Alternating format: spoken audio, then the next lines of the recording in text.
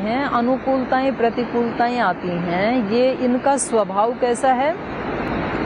आगमा अपाइनो, आते भी हैं फिर हट भी जाते हैं। आगमा अपाइनो अनित्या, आने जाने वाले हैं, अनित्य हैं, नित्य नहीं हैं। कितनी भी गहरी रात, काली रात क्यों ना हो, लेकिन लंबी भी क्यों ना हो, लेकिन उसके बाद दिन का आना सुनिश्चित है, सदा रात नहीं रहती है। और रात को जो कमल बंद होती है, जो उसका पुष्प बंद होता है, कली बंद होती है, तो निश्चित रूप से सुबह सूर्योदय होने के बाद वो खुलती भी है।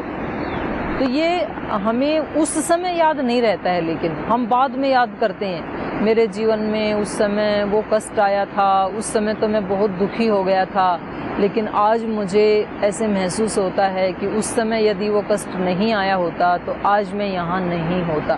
बाद में हमें उसमें एक सुख की अनुभूति तो नहीं, पर ऐसे लगता है कि वो कुछ सिखाने के लिए आया था। हम उसी समय में हम अपलिफ्ट हो गए, हम अपग्रेड हो गए, उसी समय ऊंचे उठ गए। अगर वो नहीं आता तो शायद हम नहीं होते।